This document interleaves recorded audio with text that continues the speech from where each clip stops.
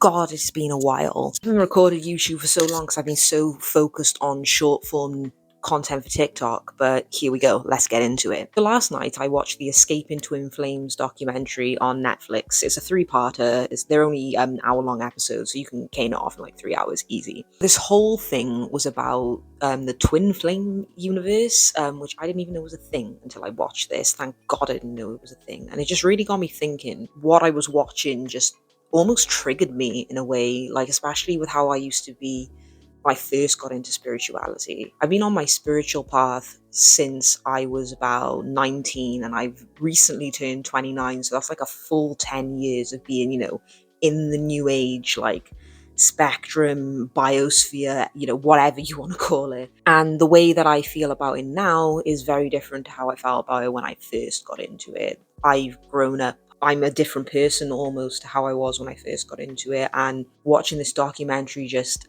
brought up a lot of feelings and thoughts about past events and emotions. So I'm not going to go into the documentary. If you want to watch it, it's on Netflix. This is an advertisement for it. It's more just an afterthought thinking about other things. Lots of people are more aware that the New Age spirituality movement and community is a bit toxic.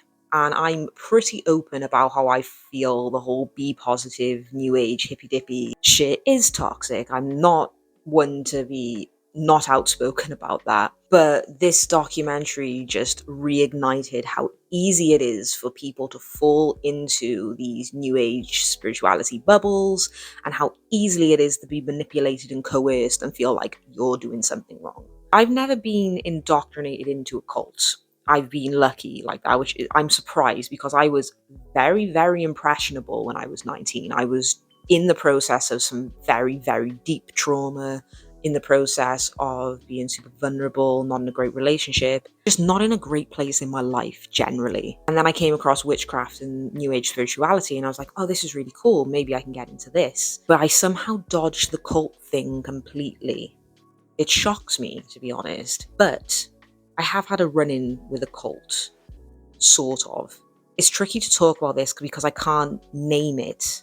And I'm trying to think of a way to say it without saying it, When I was 15, 16, I had a favorite band. I'm not going to tell you the name of the band for obvious reasons. This band, they were really good for their first 3 albums. And things started to get weird. Like the lead singer, still to this day, is one of the most narcissistic people on the planet, I'm convinced. The direction the band has gone in is super sus.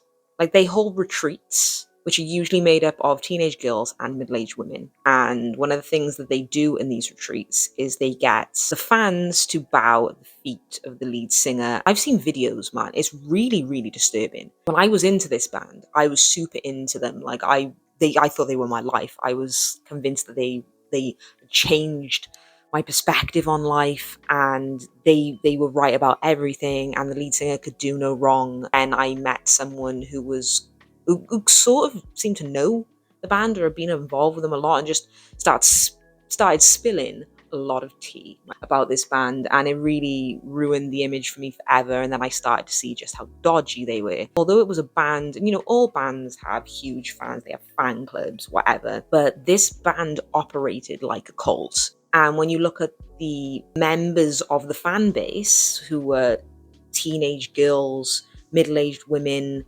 vulnerable-ish people looking for somewhere to belong. It's amazing how even something as simple as a, pretty well-known band in this day and age can do really culty shit. That really messed me up because I was super into this band, convinced that they'd saved my life, convinced that it was with them, it was where I belonged. I would go to all their shows, I would buy as much merch as possible. I just really felt like it was a place to belong. So you look back then, I was 15. 15 is an impressionable age. Like 19 is an impressionable age. But 15, you absorb a lot and you're going to go along with a lot of things. But that's the most run-in I've had with a cult. And it surprises me because of how impressionable I used to be. And watching this Escape into In Flames documentary, I believe in twin flames. I do. I don't necessarily believe you're meant to be with your twin flame. The way that I would describe a twin flame is like they're like a mirror of you, or they're so like you. They're like the other half of your soul. If we were really split in half, in, the astral realm or wherever we come from, they would be the other half of your soul. And that doesn't necessarily mean something romantic. It just means that they are the other half of you. But for a long time, I believe, no, twin flames are out there and I will find my twin flame. And I thought every single partner I ever had was my twin flame. And now it's just like, my relationship with twin flames and my idea of twin flames has very much changed. I don't think you need to meet your twin flame anymore, for example. I don't believe that it is like an essential part of your growth. Your growth comes from within with you. But seeing these people in this documentary and how like so many of them were lost and they were getting coerced into thinking the random people were their twin flame because of this fucking guy. The leaders of this twin flame universe are a couple, and they call themselves twin flames and say that they're in like a cosmic union or a perfect union. I don't know. The guy, oh my god, the guy just kept reminding me of the lead singer of the band that I was talking about earlier, and it was he was making me so angry. The trigger was real. And the girl, just like his partner, she would just constantly echo what he was saying. So he would say something and she would just be like, yeah, yeah, yeah, and then say the thing that he just said. She never really said anything for herself. Oh, it was super weird. The energy was wrong. But seeing these people get into this organization, cult, and then just blindly following them because they had nowhere else to turn to, getting cut off from their families because they believed that they weren't being their true selves and they had to be in divine alignment. That's the New Age spiritual movement through and through. I still think it's bad, but I think because I've removed myself a little bit from it and gone down my own path now, I don't see as much of it. But there's still very much people online who think you have to be happy all the time. You're not allowed to feel fear. You're not allowed to be angry. You're not allowed to be anxious.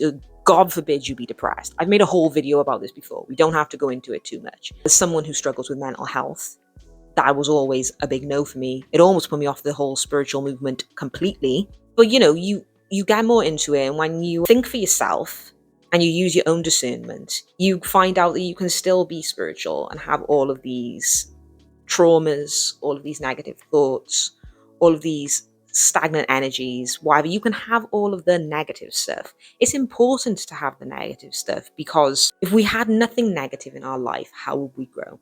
How would we learn? How would we become a better version of ourselves? The true, authentic self is coming to terms with who you are, doing your shadow work, releasing your negative energy, your trauma, learning from it, growing from it. That's how you become your authentic self. And it's just so sad that people in vulnerable situations, like in this documentary or in so many other cults all over the world, they just don't know that there's anything better because they're so vulnerable, because they're holding on to so much trauma, because they have no family or friends to turn to. People go to these spiritual cults and these organizations because they're looking for a safe space and they really don't have anywhere else besides these spaces. It's a bit of a tangent, this video, I guess. I haven't really thought too much about what I was going to say. I just really wanted to get my thoughts out about it, and I think it's still a bit muddled anyway. But I do think it's important that if you're a bit younger, especially, not that it really matters, because there was a woman in this documentary who was in like her mid to late 40s and she got super pulled into it because she was vulnerable. You can be vulnerable at any age. You can be naive at any age.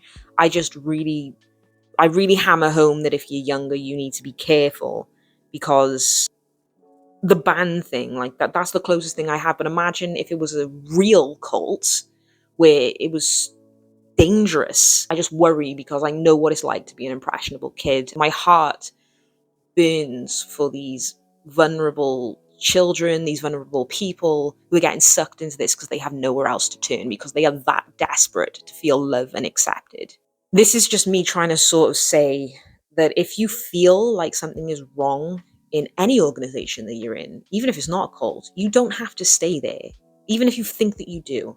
It's important that if you're uncomfortable with something, or you're in a community that you don't really vibe with and you don't really like, and something feels wrong, it is important to distance yourself as much as possible. But granted, there are situations where you just can't really escape, and I don't have the authority or the experience to be able to tell you what to do. All I can say is try and find help where you can. But if it's just something like an online internet cult or a band that makes the fan base a bit culty for the narcissistic inhibitions of the lead singer. You don't have to stay with those things. You don't have to be around that. You don't have to let that into your sphere. You don't have to let that anywhere near you. It's okay to have negative energy and to not fully align with who you are yet. It's like people think you have one ego death, which I think is complete bullshit. I think you have about 26 ego deaths, give or take. We're always growing, we're always evolving, so it's impossible for your ego to just be like, right, it's done, it's gone, it's never coming back. Your ego's always going to crop up. There's just no way for it not to. Even if you're like the most spiritually aligned person on the planet, your ego is going to try and take over again. It's the human condition, it's human nature to battle with the ego. That's normal. It's how you respond to your ego. It's how you react to your ego that is important. There's a whole argument that all of New Age spirituality is a massive cult in itself. But I think once you learn to discern and you really start to think for yourself and you accept that your path is totally fine for you as long as you're not hurting anybody. I know what it's like to be an impressionable teenager. I know what it's like to feel shitty for having depression, for having mental health issues in the spiritual community. And that's really why I made this video, coupled with what the fuck I was watching last night. This is really just me trying to say, I guess, that you aren't alone. Lots of us have already gone through it. Some of us haven't gone through it yet and might go through it in our 40s and 50s. But if you're feeling wrong about a community or an organization or anything, something's not sitting right with you, your gut is telling you, this isn't right, I shouldn't be here, I'm miserable, I'm not happy, you're allowed to leave. Self-care is so important. You can't care for others, you can't love others until you've really done your own inner work, which is ironic because this is sort of what they were saying in the documentary, like the cult, but they were doing it in such a manipulative way. It was sick, and money was involved. Just watch this documentary, honestly. Inner work is important, and I do agree that if you don't love yourself, you can't really love other people, but it's not as simple as that. Self-love and learning to love yourself takes time. It's not something that's just going to happen overnight. You're going to be like, oh, do you know what? I love myself.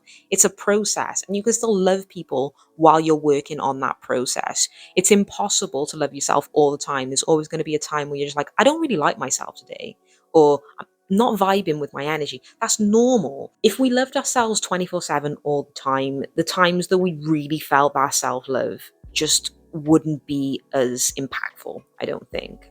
I'm not saying you should just go out and actively hate yourself, no. But accept that there are going to be some days you don't really like yourself, and there's nothing wrong with that. The quest for self-improvement, for enlightenment, for the death of the ego is never ending. It's always going on. It's never going to stop. And that's a big thing in spirituality people don't like to talk about and make out that if you have any negative feelings, you're being toxic. No, not true. To bring a long-winded point home, I guess. I am sort of rambling now.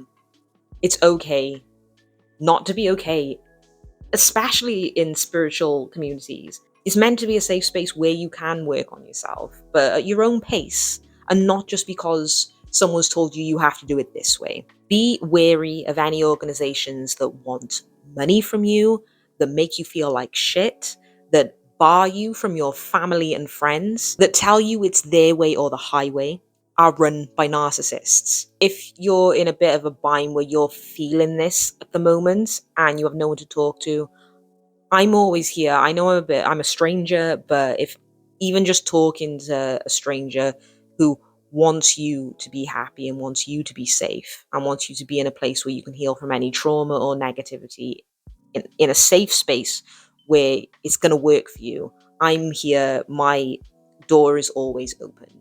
But be wary of toxic New Age spirituality and online cults, whether they come in the form of telling you you're going to find your twin flame, or they come in the form of your favorite band. It's been nice to get back on YouTube again though, guys, and I hope I'll catch you very soon. Bye bye bye.